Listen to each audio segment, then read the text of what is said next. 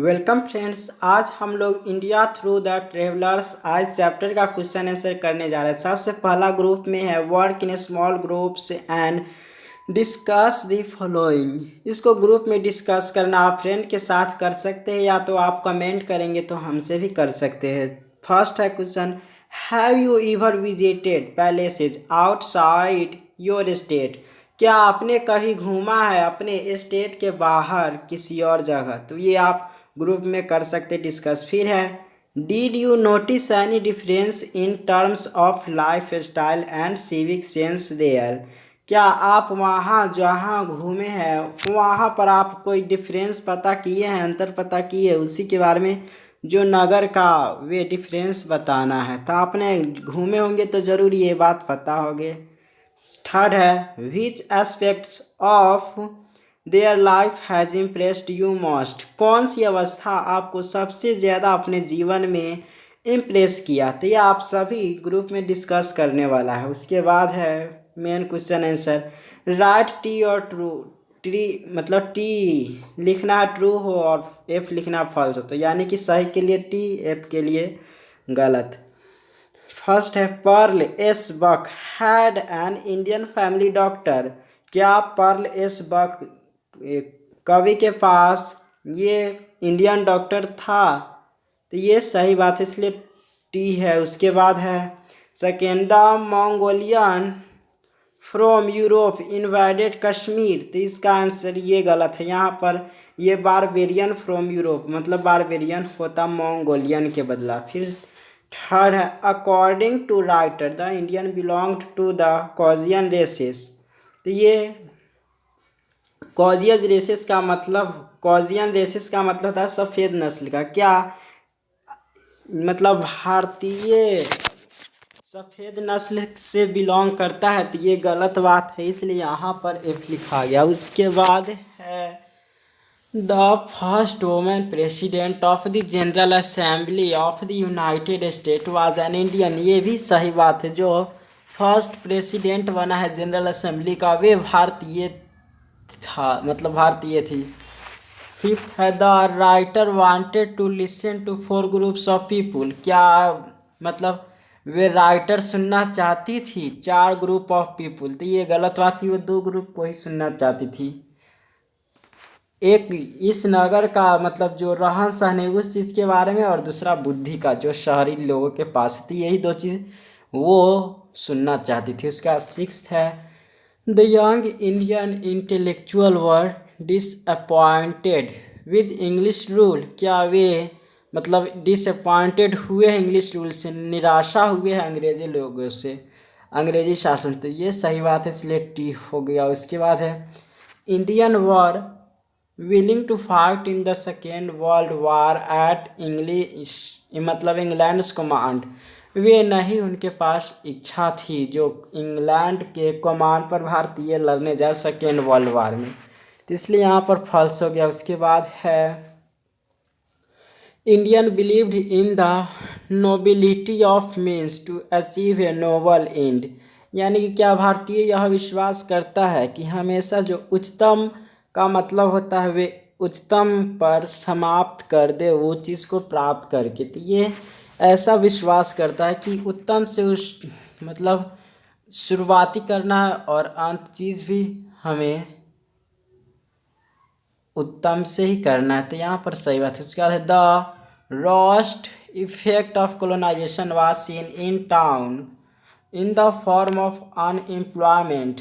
मतलब जो बुरी तरह से प्रभाव किया कोलोनाइजेशन, यानी कि वे कोलोनाइजेशन हम लोग हिस्ट्री में पढ़े, जो यहाँ दूसरे जगह से यहाँ पर बस जाते हैं तो इसी को हम कोलोनाइजेशन कहते हैं। तो इससे बहुत बुरा प्रभाव पड़ा है अनएम्प्लॉयमेंट पर। तो ये सही बात लिखा हुआ है, ये ज़्यादा टाउन में देखने को मिलता है, तो ये सही बात है, इसलिए टी हो गया। उसके बाद है, Indian under the British rule had a life span of just 27 years. जब ब्रिटिश रूल करते थे तब उस समय 27 साल थे भारतीय नागरिक का उम्र नॉर्मली, तो ये टी है। उसके बाद बी ग्रुप, बी 1.2 का है, answer the following question briefly देना है। फर्स्ट क्वेश्चन है, what does the world colour remind the writer of, मतलब राइटर के द्वारा कौन सा रंग पूरे विश्व में देखने को मिलता है। तो यहाँ पर मीन्स सबसे बड़ा चीज़ है क्वेश्चन समझना। क्वेश्चन समझकर आप हिंदी में समझते होंगे तो इंग्लिश में ट्रांसलेट आराम से कर सकते हैं। इसमें राइटर के द्वारा सबसे पहले बता देते, राइटर के द्वारा देखा गया पूरी दुनिया में 3 ही कलर का। सबसे जो साउथ अफ्रीका इलाका, उधर के इलाका में अधिकतर बहुत ही काला व्यक्ति पाया जाता है।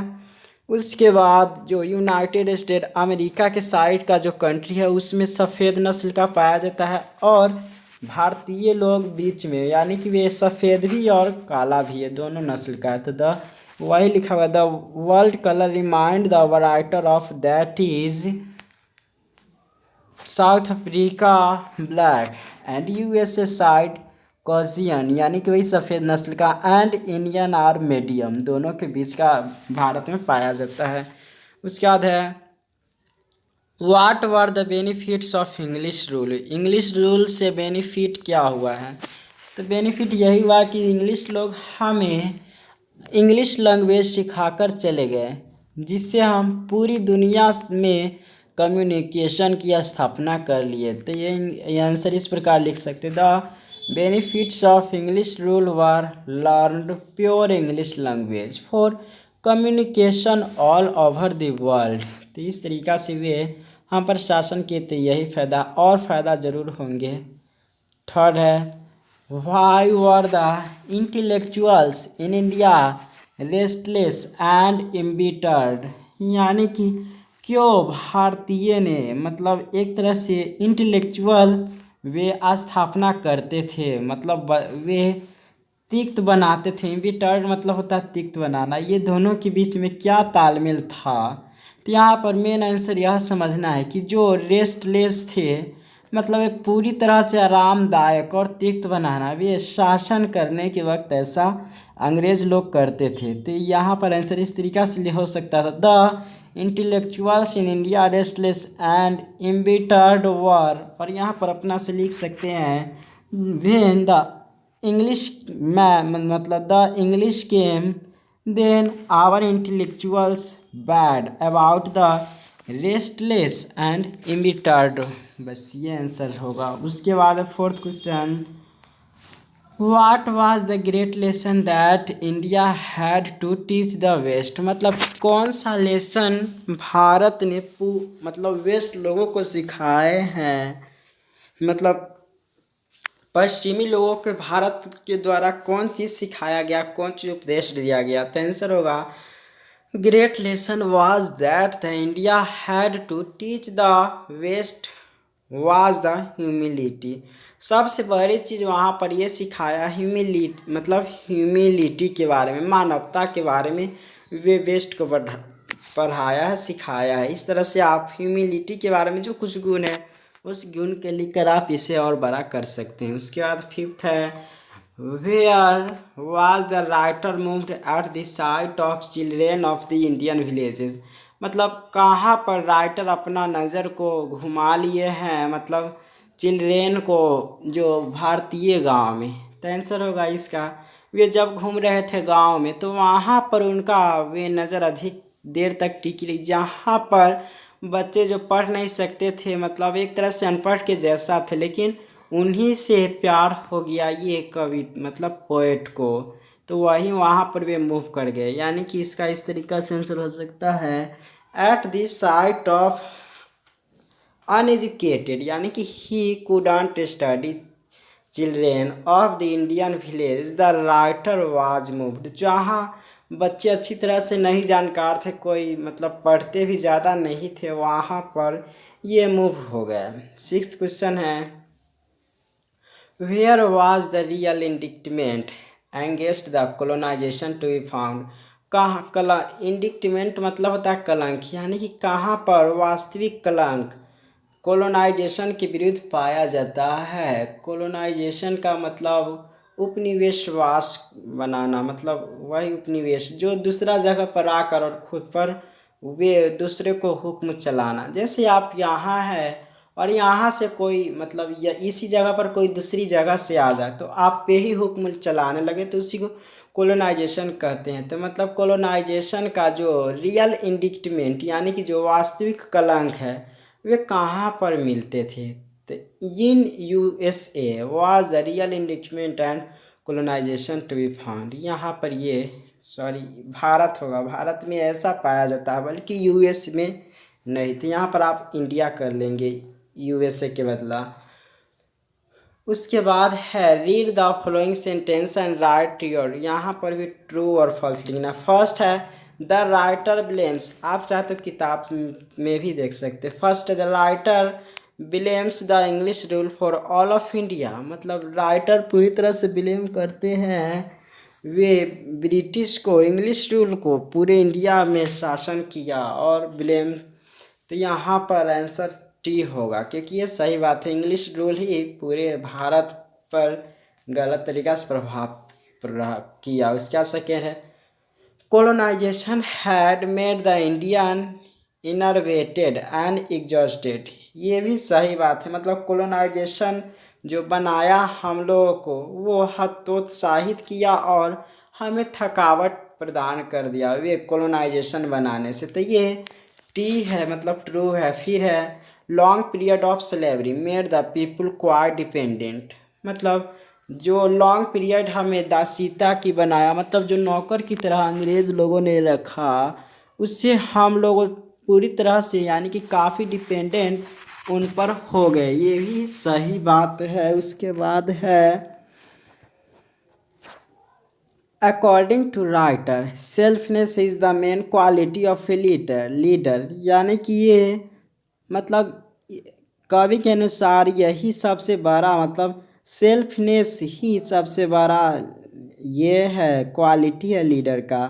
जैसा कि लेकिन ऐसा नहीं था वे सरोजिनी नायडू या महात्मा गांधी चाहे नेहरू में भी इस तरह से गुण नहीं था, लेकिन इस समय के अधिकतर लीडर इसी तरह के बनते। तो यही कवि के अनुसार कहा गया हुआ है कि सेल्फनेस क्वालिटी है लीडर का। उसके बाद है very few people in village had respect ages and experience, यानी कि बहुत ही कम लोग आदर करते हैं, मतलब जो बूढ़े बुजुर्ग हो चुके हैं उनके एक्सपीरियंस को। तो ये बात गलत है, तो इसलिए फॉल्स है। उसके बाद है the writer did not like Indian of in eating with right hand, क्या राइटर वे पसंद नहीं करती है मतलब भारतीय लोग जो खाते हैं राइट हैंड से, दाहिने हाथ से, तो ये पसंद करती है। तो यहाँ पर गलत लिखा था इसलिए फॉल्स हो गया। उसके बाद है इंडियंस बाय नेचर रिलीजियस, ये भी सही बात है। पूरी तरह से ये प्रकृति धार्मिक की तरह भारतीय हैं। उसके बाद the book comes my beloved has Indian background, ये भी टी है, सही बात है। उसके बाद है ए Christian missionary believe the God is the one, ये भी सही बात है। जब क्रिश्चियन के सामने लेखिका गई तब इस तरह की बात पता चला कि भगवान एक ही होते हैं, क्रिश्चियन के द्वारा यह सुना गया। उसके बाद है फिर ब्रीफली में क्वेश्चन आंसर करना है। फर्स्ट क्वेश्चन है why was the land between Bombay and Madras famished मतलब होता है भूखा रहना। क्यों बॉम्बे और मद्रास के बीच की भूमि एक तरह से भूखा की तरह रहा, भूखाग्रस्त रहा। तो आंसर हो जाएगा क्योंकि वहाँ पर बस आप सिंपल समझ जाएंगे, इसका आंसर मन में आ जाएगा तो आप आराम से लिख सकते हैं। ये इसलिए रहते थे क्योंकि वहाँ की जो मतलब पानी तो एक तरह से गंदा ही था, डर्टी था, लेकिन वहाँ पर नल होने के बावजूद भी वहाँ पर और अंदर कुंड करना पड़ता था, तो इसलिए वहाँ पर पानी की किल्लत पड़ती थी। इस तरह से और भी समस्याएं थी, इसी कारण वहाँ पर वे दोनों के बीच की भूमि फैमिस्ट रही, भूखा रही। तो आंसर इस तरीका से लिख सकते हैं because the land between Bombay and Madras was already famished, so the land between Bombay and Madras famished only February मतलब फरवरी के समय में, और जब सूरज गर्म रहता है, इन ऑफिस ज़्यादा गर्म रहता है, तो वहाँ पर फर्टिलाइज एनी सीड वे वहाँ पर फर्टिलाइज नहीं कर पाते हैं और सीड को और अधिक सीड को यानी कि बीज को तो इसके कारण वहाँ पर रहता है, भूखे का शिकार वहाँ रहना पड़ता है, बॉम्बे और मद्रास के बीच की भूमि को। उसके बाद है सेकेंड ब्रीफ में आंसर देना है, why did the Indian always blame the British for their suffering. जिस तरह से वे पीड़ा काटे हैं, हमेशा ब्लेम क्यों करते हैं भारतीय अंग्रेजों को। तो आंसर इस प्रकार दे सकते हैं कि because Indian have dependent for eating upon British. मतलब भारतीय हमेशा डिपेंडेंट, जब से अंग्रेज आया पूरी तरह से खाने के लिए निर्भर हो गए ब्रिटिश रूल पर। The Indian always blame the British. और इस तरीका से वे जिस तरीका से अपना सफेरिंग हुए हैं, जिस तरीका से वे पीड़ित थे, तो इसलिए वहाँ पर ये ब्लेम दिए इंग्लिश रूल को। वे हमेशा खाने के लिए डिपेंडेंट रहते थे, इसी की वजह से। उसका थर्ड क्वेश्चन है, who was the real master of the house which Buck visited. तो आंसर हो जाएगा, मतलब जहाँ पर क्वेश्चन है, सबसे पहले समझना कि जहाँ पर कवित्री घूमी है वहाँ पर किस तरीका से, मतलब कौन सा मास्टर, कौन सा मालिक रहता था वहाँ उस जगह पर। तो the younger brother was the real master of the villages house which work villages. जहाँ मतलब सबसे छोटा भाई वहाँ का रियल मास्टर रहता था, जिस घर के पास वे घूमी थी। इसके बाद है, why did the writer not mind her host eating in the opposite corner. मतलब राइटर ने बुरा क्यों नहीं माना जब एक मेहमान वे बगल के अपोजिट कमरा में खाया। तो यहाँ पर आंसर सिंपल समझ सकती है कि जब राइटर खाना खा रही थी तो वहाँ पर ये दूसरा जाति का था, तो वे खुद से अपने आप में अलग जगह पर खा लिए, तो इसलिए वहाँ पर उनको बुरा नहीं लगा। तो आंसर इस प्रकार दे सकते हैं, because my host fulfil the requirement. मेरा जो मेहमान था वे पूरी तरह से रिक्वायरमेंट ऑफ हिज कास्ट, वे पूरी तरह से अपने आप में कास्ट के लिए रिक्वायरमेंट था, वे मांग था।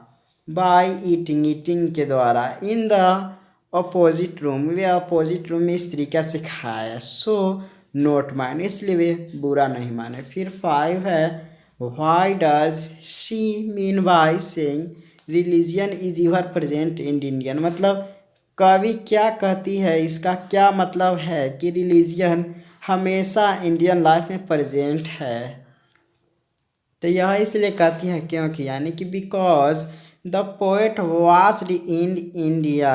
मतलब पोएट के द्वारा देखा गया है भारत में, all religious respect the gods. सभी मतलब रिलीजन रिस्पेक्ट करता भगवान को, लाइक ह्यूमन जैसा। एंड नॉट एनी डिस्क्रिमिनेशन, और ऐसा कोई भी डिस्क्रिमिनेशन जहाँ पर जातीय भेदभाव किया जाता हो, इस तरह के कवि के द्वारा देखा नहीं गया है। सो इसलिए वे कहती है, she saying religion is ever present in Indian life. इसलिए सामान्य सभी धर्म में सिखाता है लोगों की सेवा करना, इस तरह की भावना भारत में है। इसलिए वे कहती हैं कि religion is ever present in Indian life. तो इस तरीक़ा से अब लॉन्ग क्वेश्चन आंसर में आती है। यहाँ पर भी बस आपको समझने की कोशिश करना है कि क्या क्वेश्चन के द्वारा कहा जाता है, उसके बाद खुद से क्वेश्चन आंसर करेंगे तो अच्छा होगा। फर्स्ट क्वेश्चन है, how does Pearl S Buck describe Kashmir. किस तरीक़ा से पर्ल एस बक द्वारा डिस्क्राइब किया गया है कश्मीर को। तो आंसर हो जाएगा, the Pearl S Buck describe the Kashmir about nature. Nature के द्वारा जितने सारे चीज़ें हैं आप पिछले वीडियो में देखेंगे तो आप इसे आराम से पूरी तरह से बहुत अच्छी तरह से लिख सकते हैं। नेचर के द्वारा बहुत चीज़ दिखे गए। एंड आइसबर्ग, वहाँ के बर्फ के बारे में भी वे कुछ लिखे हैं। एंड देयर लाइविंग हैबिट, और वहाँ के जो रहने की आदत है उसके बारे में लिखे। And the women has green eyes, और वोमेन के पास जो खूबी थी ग्रीन आइज थी, स्किन कलर भी स्मूदर थी, चीक मतलब जो रुखसार थी वे भी मस्त था। मतलब इस तरीक़ा से बहुत सारे चीज़ द्वारा मतलब लिखे हैं, कवि द्वारा लिखा गया है। तो इस तरीक़ा से आप क्वेश्चन आंसर कर सकते हैं। सेकेंड लॉन्ग क्वेश्चन आंसर में है, how has India influenced the world in the post independent era. किस तरीक़ा से प्रभावित किया भारत ने पूरे दुनिया को इंडिपेंडेंट के बाद, इंडिपेंडेंट यानी कि जब हम निर्भर थे उसके बाद। तो आंसर इस प्रकार है, in India influenced the world in the post independent era that learn the truly religious. जब हम लोग इंडिपेंडेंट थे उस समय भी हमें ट्रूली हम इंडिपेंडेंट उन पर कोई हम अथी नहीं निर्भर नहीं थे। तो जब निर्भर नहीं हुए उसके बाद हम पूरी तरह के रिलीजियस मीनिंग समझा दिए और ये भी बता दिया सभी दुनिया में कि हम कोई भी डिस्क्रिमिनेशन नहीं करते, जातीय भेदभाव नहीं करते बिटवीन ब्लैक एंड वाइट, गोरा और काला में हम लोग इस तरीक़ा से नहीं करते हैं भेदभाव। कंजर्वेशन ऑफ नेचर, प्रकृति को हम संरक्षित करते हैं, नेचुरल हैबिटेट एंड एनिमल और प्लांट, और हम लोग इस तरीक़ा से एनिमल को भी संरक्षित करते हैं, प्लांट को भी, और यही सभी बातें अच्छी अच्छी बातें हम पूरी दुनिया को बताएं आफ्टर पोस्ट इंडिपेंडेंट। उसके बाद थर्ड क्वेश्चन है, why had the Indian intellectual decided not to support the British in second world war. तो आंसर हो जाएगा, सबसे पहले तो क्वेश्चन समझना है, क्यों भारतीय जो इंटेलेक्चुअल होता है तालबद्ध करना, तालमेल करना। क्यों कवि के द्वारा भारतीय तालमेल को डिसाइड किए कि नॉट सपोर्ट भारतीय द्वारा डिसाइड किया गया हुआ है कि हमें जो इंडियन है वे ब्रिटिश रूल के कमांड पर सेकेंड वर्ल्ड वार में भाग नहीं लेंगे। तो सिंपल यही बात है कि उनके द्वारा यहाँ दबाया सताया गया, परेशान किया गया भारत पर, तो इसलिए वे ब्रिटिश का कमांड मानने को तैयार नहीं थे। तो यही बात को इंग्लिश में इस तरीक़े से बहुत चीज़ लिख सकते हैं, क्या क्या जुर्म किए वे सभी। तो यहाँ पर मेन है, मैं जो समझा हूँ उसको बस आपको समझाने की कोशिश कर रहा हूँ, समझ में आया तो बहुत ही अच्छा। तो आंसर इस प्रकार से हो सकता है ये, बिकॉज द ब्रिटिश आर स्लेवर्ड होता है वही दासीता, ब्रिटिश के द्वारा हम लोग दास बन गए इन इंडियन अबाउट 200 साल तक, एंड नॉट एनी हेल्प, और किसी हम लोग को हेल्प नहीं किया गया। So the Indian intellectuals decided not to support the British in second world war. इस तरीक़ा से आप बहुत सारे लिख सकते हैं, यहाँ पर उतना सिर्फ समझना बड़ी बात है। फोर्थ क्वेश्चन है, what lesson had Indian taught the humanity by gaining independence. किस तरीक़ा के लेसन ह्यूमैनिटी के द्वारा जब हम लोग इंडिपेंडेंस हो गए, इंडिपेंडेंस देने के बाद किस प्रकार के हम ह्यूमैनिटी बताए हैं, किस प्रकार द्वारा सिखाया गया। तो ये आंसर हो जाएगा, the humanity by gaining independence, then the service of people, and when any guest came then we should do the respect like the god and him mixed with happily on culture and civilization। यानी कि हम यही humility के जब gaining independence के बाद हम यही ह्यूमिलिटी सिखाए हैं कि इंडिपेंडेंस जब हम लोगों की सेवा करना, एंड व्हेन एनी, और जब कोई गेस्ट आए तो उसको हम लोग सेवा करते हैं और आदर करते हैं जिस प्रकार से हम भगवान को मानते हैं, और उसमें हम अपना जो सिविलाइजेशन और कल्चर है उसमें मिला लेते हैं बिना किसी परेशान किए हुए, और जो भी मिलता है हमारे संस्कृति में उनको यह भी पसंद आता है। तो इस तरीक़ा से हम ह्यूमैनिटी सिखा। फिफ्थ क्वेश्चन है, What was the psychological impact of colonization of Indian people? Colonization का पहले ही बता चुके हैं कि कोई हमारे पास में ही दूर से रहकर पास में आकर घर बना ले, मतलब अपना निवास बना ले और हम पे ही वे बुरा प्रभाव करे, तो उसी कॉलोनाइजेशन कहते हैं। तो आंसर हो जाएगा उसका साइकोलॉजिकल इफेक्ट, इम्पैक्ट क्या पड़ता है, साइकोलॉजिकल जोरदार क्या है। तो आंसर इस प्रकार हो सकता है the psychological impact of colonization of Indian people, that colonization had made the Indian innervated यानी कि हतोत्साहित कर देता है and exhausted as like of any powerful, इस तरीक़ा से जैसे कि कोई powerful man came for life at near of weak man such as the psychological impact of colonization Indian people, इसी तरह का के साइकोलॉजिकल इम्पैक्ट पड़ा है भारतीय लोगों पर। सिक्स्थ क्वेश्चन है who according to Buck could be the real leader of Indian people. तो मतलब अकॉर्डिंग टू बक के द्वारा भारतीय लीडर, रियल लीडर कौन सा है, तो the Nehru according to Buck could be the real leaders of Indian people because he was experienced and as well as introduced by Indian people, way Indian people से परिचित हो चुके थे एंड ही सर्विस, और उन मतलब उनकी सेवाएं थी not only the under in India, सिर्फ भारतीयों के लिए ही नहीं बल्कि भारत से बाहर विश्व में भी वे शांति बनाने के लिए, इस तरीक़ा से बहुत सारे गुण थे नेहरू में, महात्मा गांधी जी में, इस तरीक़ा के रियल लीडर है बक के अनुसार। और ये सिर्फ बक के अनुसार ही नहीं बल्कि हम लोग के अनुसार भी है। तो इस तरीक़ा से आप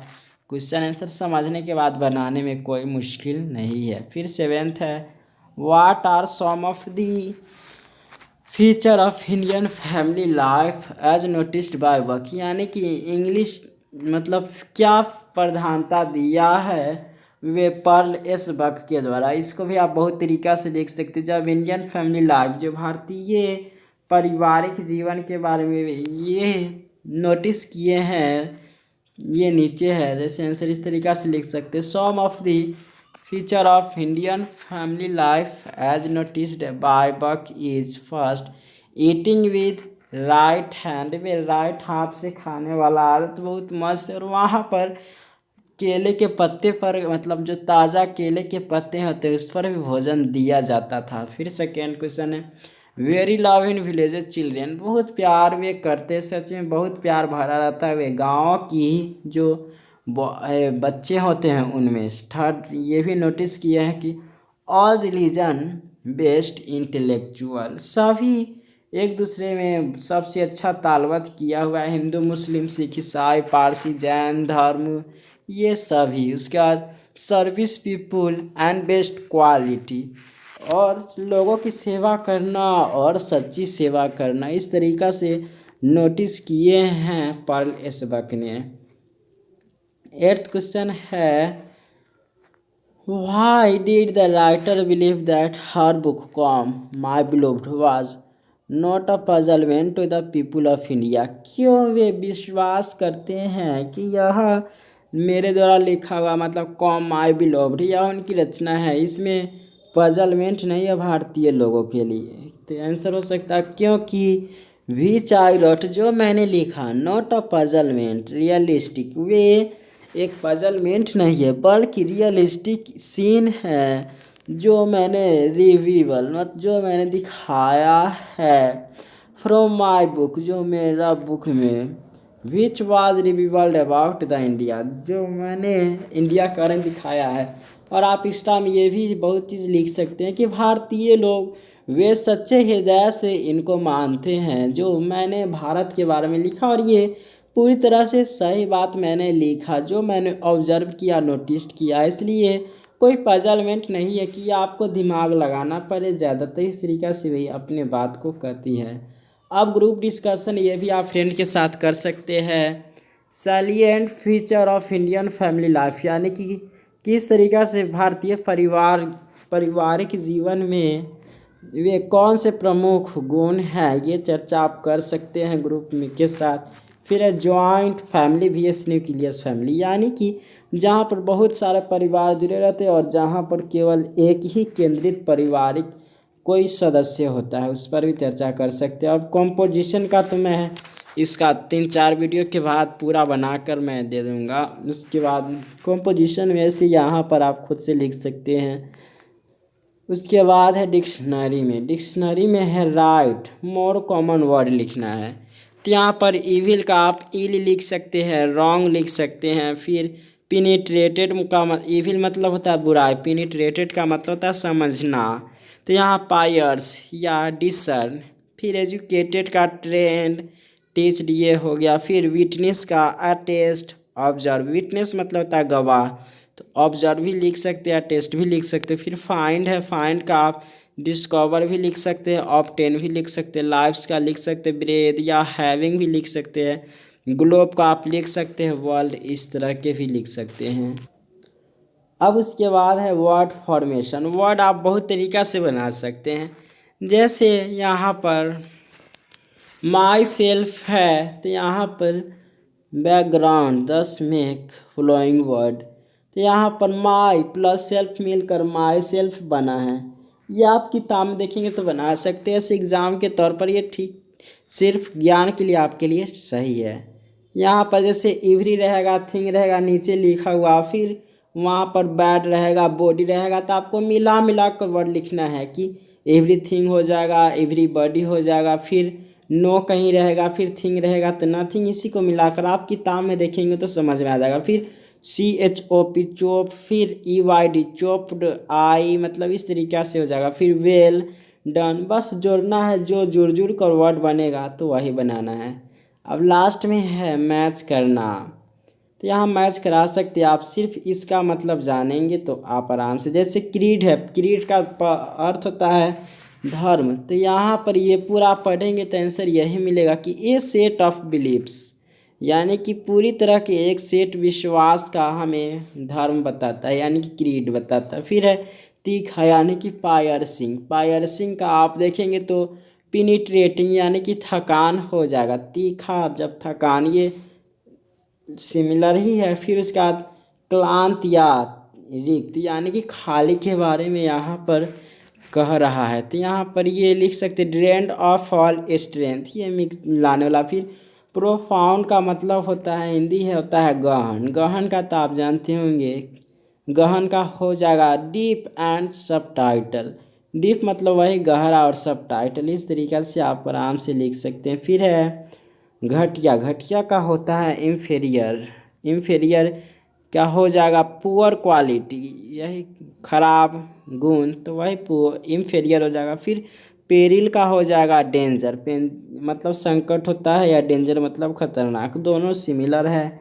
फिर है रॉट, रॉट हो या डिकेड, डिकेड मतलब सड़ना होता है या संक्षारण, तो इसी तरह रॉट हो जाएगा। यहाँ पर फ्रेज और पैसिव वॉइस आपको बस इसी के अगला वीडियो मिल जाएगा। वे वॉइस तो मिल ही जाएगा, लेकिन दोनों मिल जाएगा। मैंने लगभग पूरा सिलेबस बस 3-4 क्लास के बाद पूरा समाप्त हो जाएगा। देखना चाहते पूरा सिलेबस तो सब्सक्राइब करें। Thank you for watching.